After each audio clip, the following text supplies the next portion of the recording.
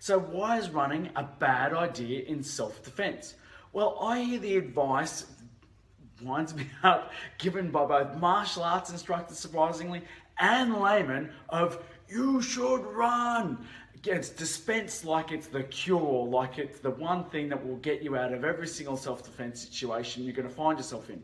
But let's examine that for a moment. So first of all, who's the most likely person to try and attack you? Are they male or are they female? Well, the vast majority of attackers are of course a male. Are they going to be old or are they going to be young? No, they're going to be relatively young. So the first question you're going to ask yourself is, can you outrun the vast majority of 16 to 20 something year old men? If the answer is, if you can't outrun even just the average 16 to 20 year old man, then guess what? Running for you is a bad option. In fact, all you're going to do is you're going to turn your back and you're going to make it a lot worse for yourself. But even if you're a fast runner, there are loads of other things or factors for you to consider. First of all, just how far away is safety? Is it in the next room? Is it 200 yards away? Is it a couple of miles down the road? Also too, are there obstacles in the way?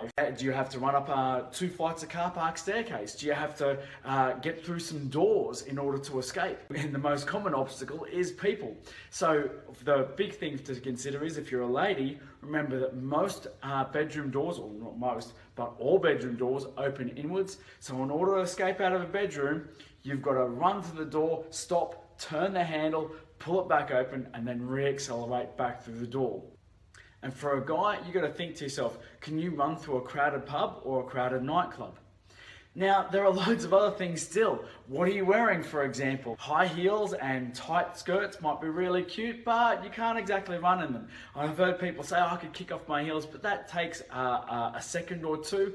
Even if it takes you half a second, that is half a second too long, and an assailant will get a jump on you in half a second. And another factor for you to consider is who you're with. Are you with your friends? Are you with your partner? Are you with your family? So the big thing to consider is you can only run as fast as the slowest person in your group, unless you're willing to leave them behind. And another thing is, are criminals smart enough to attack you and confront you in a place where they've cut you off from your escape? That's why a lot of fights happen in schools and in pubs and in nightclubs in the toilet. First of all, authorities not watching in those areas, but also too, there's only one exit and there's only one way to escape. And for ladies, again, bedrooms only have one exit. And most obviously, what if the first thing you know about being in a self-defense situation is that you've just been tackled to the ground or grabbed from behind or caught in a headlock or a choke or something like that, or even sucker punched, and now you can't run even if you wanted to. And for ladies, it's worth remembering that unfortunately, the vast majority of sexual assaults are conducted by people that the victim knows. So it's super common to get date rape situations and situations where you already may be seated, you may already be even lying down with the person, and before you know it, they've already got their hands on you, or even worse, their weight on top of you, before you even realize this situation is getting serious and it's a situation you need to get out of.